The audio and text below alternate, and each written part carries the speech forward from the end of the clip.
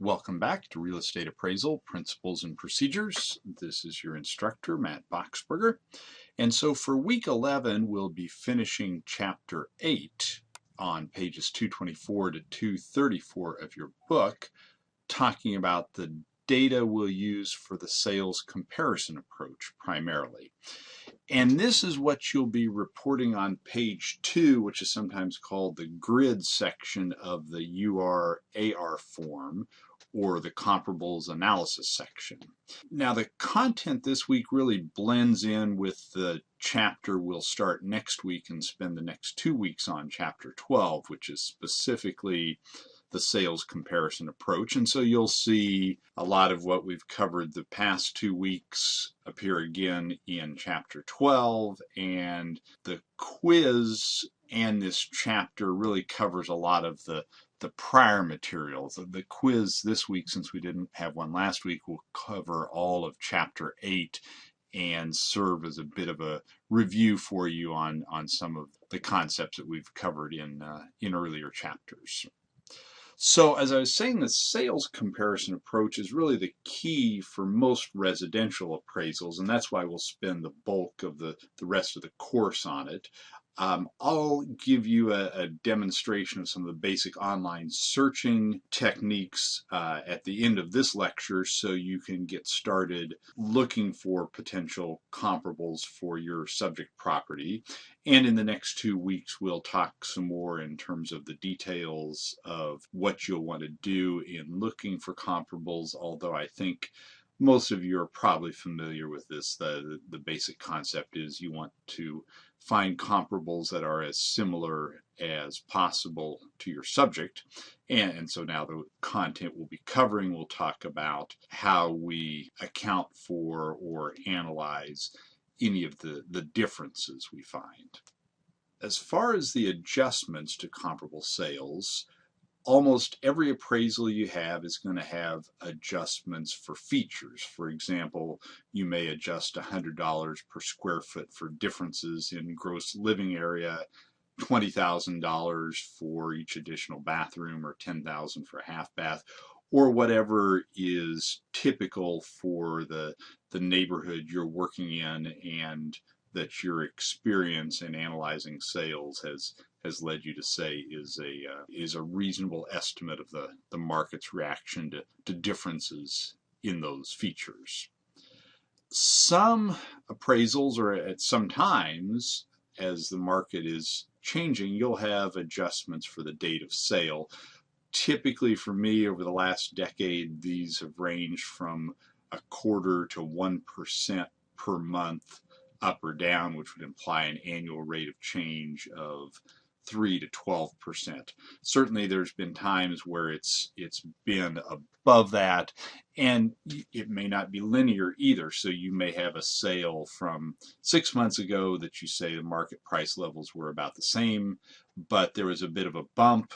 Perhaps it was a seasonality impact. 3 months ago the market was a little bit lower, and so you'll adjust that sale.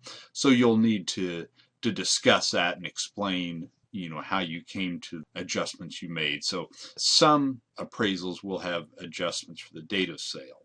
Now, a very few appraisals will have financing adjustments, meaning one of the comparable sales wasn't done typically an all-cash sale or a typical mortgage. And so, joking around here a little bit, since that is so unusual, the book spends a full page on it on page 229. We'll talk about it here so that you understand the concept. Certainly in the more advanced courses, you'll look at these kind of calculations for financing differences. But let's just go through what I think are the important points to highlight so that you can understand the concept and how it's applied. So the essential idea is that if a seller provides the buyer some kind of special financing, and the example in the book is a 7% assumable mortgage versus the normal market rates of 9% at the time of the sale, well, that allows the buyer to essentially afford more house than they normally could because they've got special financing. And so sometimes you'll see this as well for properties that may be difficult to sell, that the seller will carry back a portion of the loan that the buyer needs and perhaps offer it at a lower interest rate.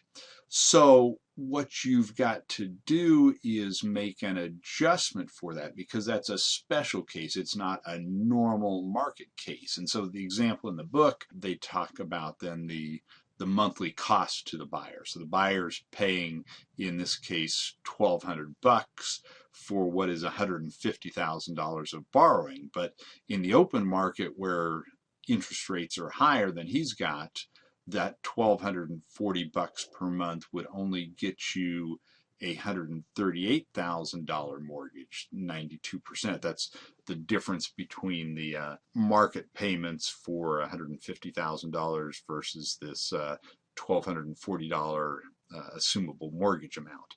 And so you adjust that $150K, and 92% of that is $138,000. So that's saying that the market value of the home has to be adjusted down by that difference.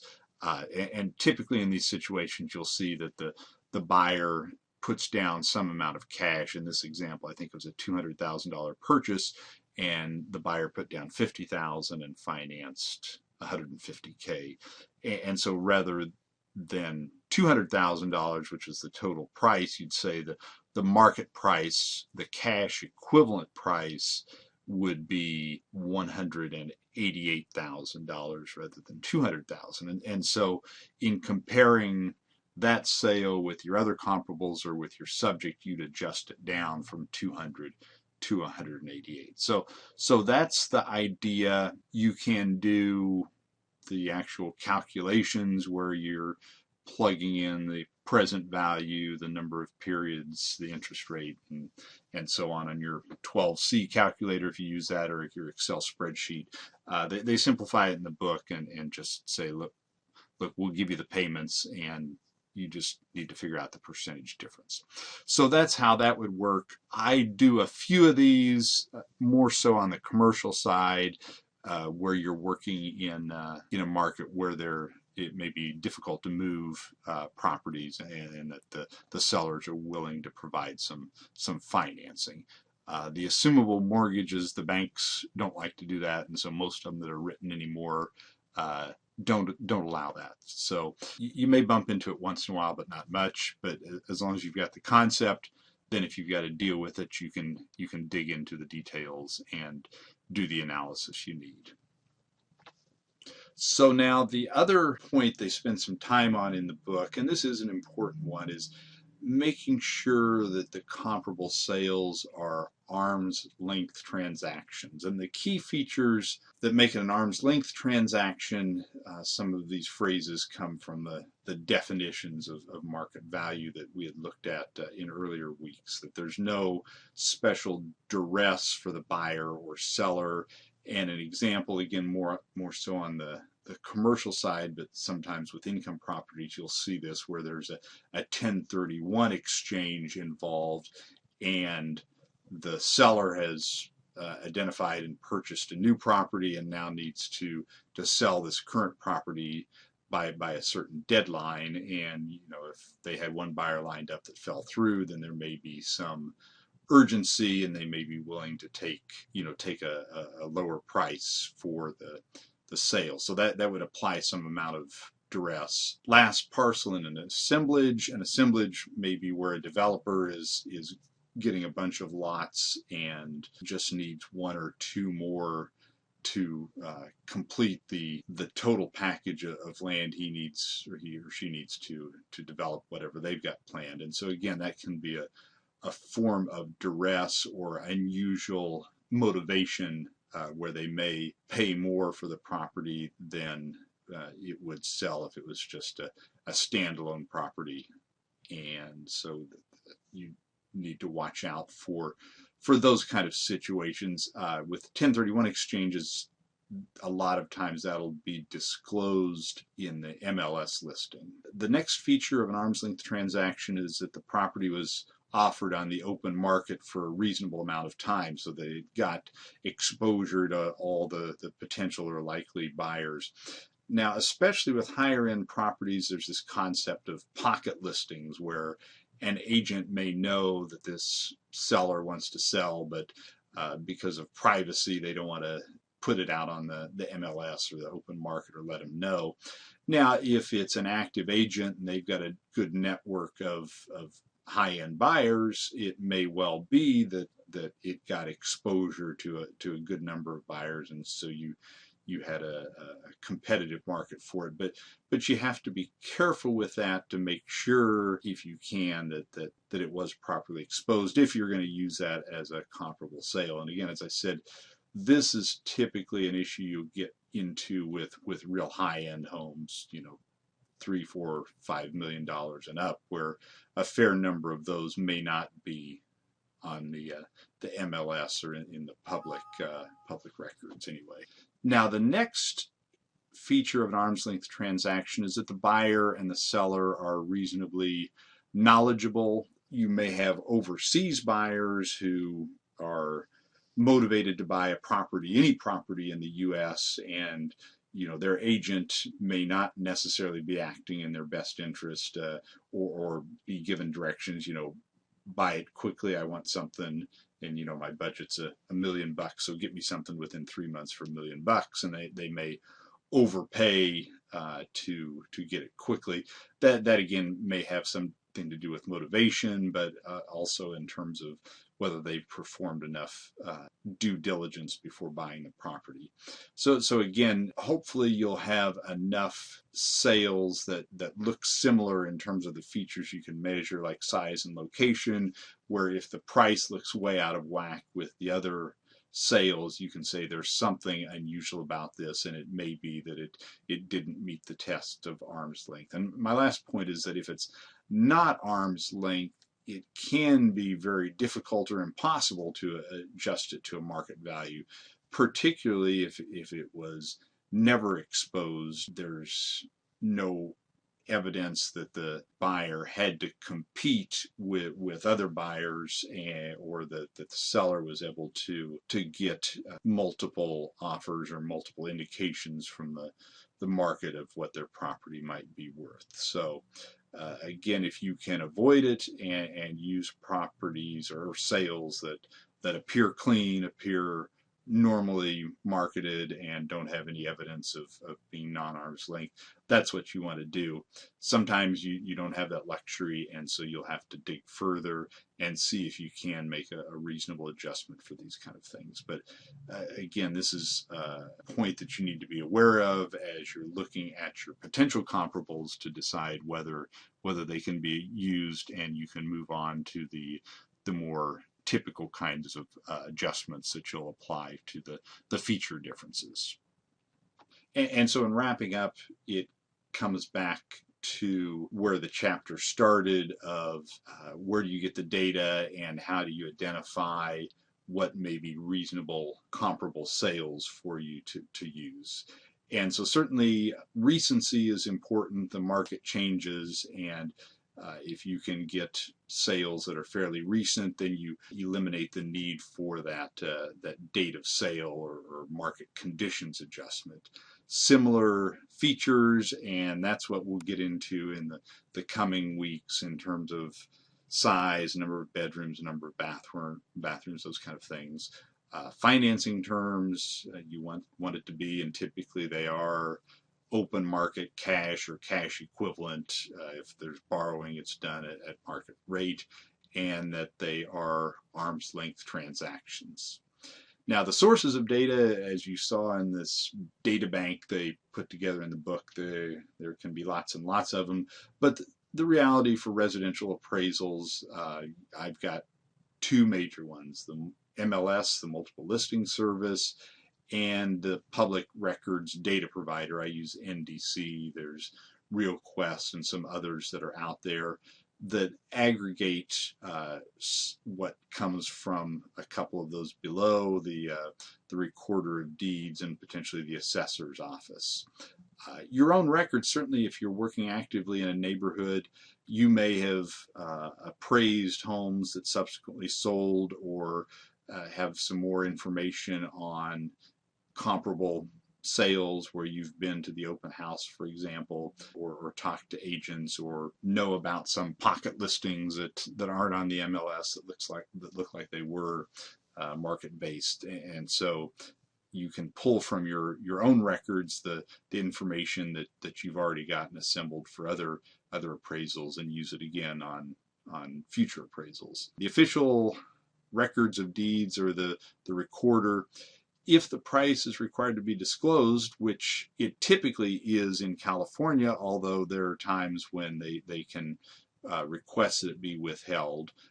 Other places, states like Texas, which are called non-disclosure states, it doesn't have to be disclosed, and so the MLS will have sales price information, but the recorder may not be required to disclose it.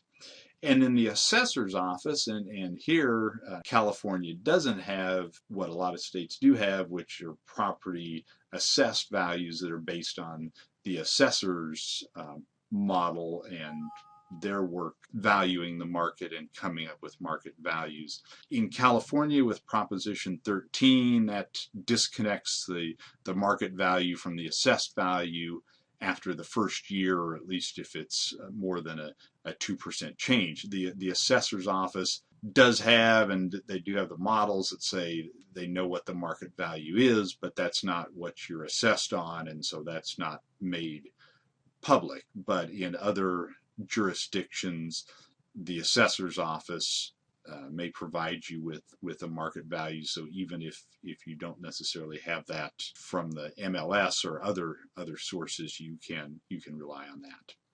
So that covers the material that's in Chapter 8.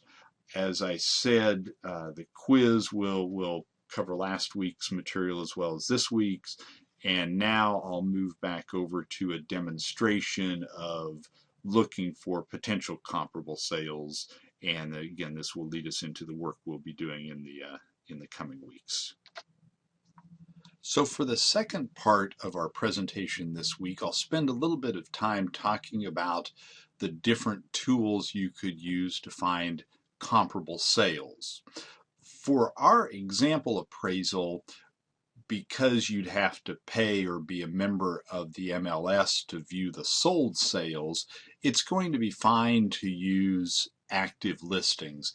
Obviously, the final sales price may change, but we'll still learn and do the process of starting from the price if we use active listings, the listing price, and then making adjustments for differences in features.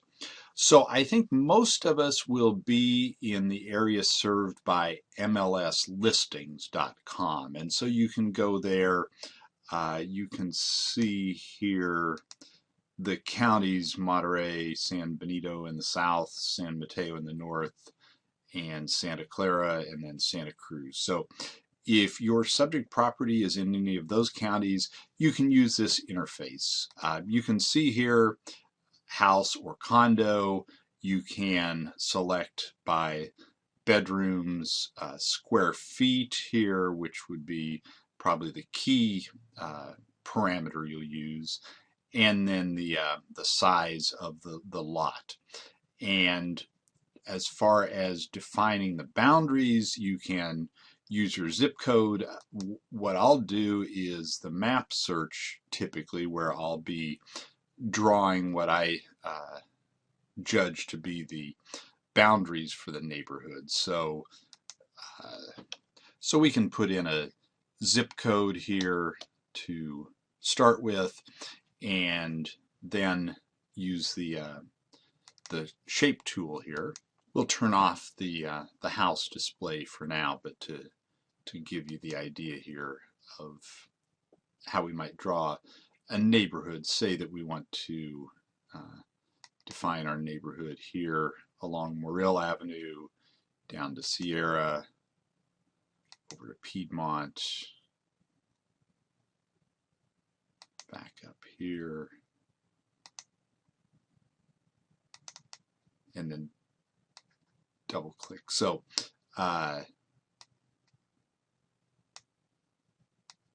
we could set it up that way, and then say we're going to look for houses with 3 to 5 bedrooms and 2 to 3 baths. Here this will give us the lot size. Say we want it between 4,500 and 8,000, and then we can see that it automatically updates it here. So we've got some potential comparable sales, and you can see the prices are in a fairly tight range there, and we can click on these to bring up the details, the photos, the features that we'll be looking at in the coming weeks, the size of the garage, the type of heating and air conditioning, whether or not it has a pool, and so on. So that would be the interface through the MLS. If you're outside our area, the National Association of Realtors has a similar kind of website, realtor.com. Again, we can search for homes for sale, beds and baths, start in a neighborhood or zip code, and although they don't have a map display, you can get the listings that you can click on and get the details then. Similar kind of display like we saw on the MLS listings website. So those are the ones that are based on the MLS that are homes that will typically be arm's length transactions because they're exposed to the market and plenty of potential buyers get to see them. The other way you can start your search is to go to NDC data, and here you can start with your subject property, and then it'll give you some options for doing a comp search. So let me pull up a property here, and then you'll see up at the top the comp results button we can click on. And so what this will do is automatically start with the square footage of the home, go plus or minus 15%, 6 months back and within a 0.7 mile radius. And you can see the results displayed here. Now, if you look at the results, you can see sales prices of 200,000, 150,000. The others are in the 500,000 and 600,000s. So these would be certainly non-arm's length transactions. It may have been a transfer within a family. The red and blue flags will show trustee deeds and REO properties that you'll typically want to exclude if you can. So this will give you more properties, but you've got to do a little more filtering here. And so you may say, okay, I'm pretty sure those aren't arm's length. I don't want to look at them. But several of these others look like potentially good sales that I could analyze as comparable to my property. And if you don't get enough results, then you can go to this advanced search and change these parameters even more. But in this case, if we want to narrow it down here, we can do that and then start from these.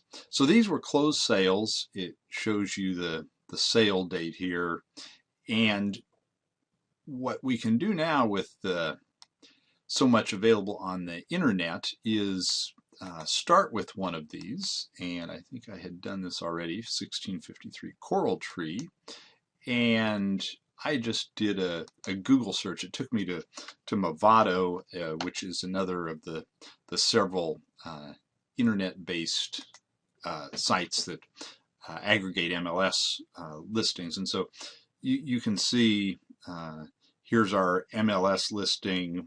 Realtor.com has, that's a different one, but 1653 may have been a comp here. But anyway, here on Movado, we can see that there's the property, and if we click on it, well, here's the actual MLS listing. So you can kind of go in through the back door here, if you will, and see the closed sale and still get the information from the MLS. So you can see it's got all the photos here, give us some information about the interior condition, and again, some of the details here on garage, how much parking there was, whether it has air conditioning or not.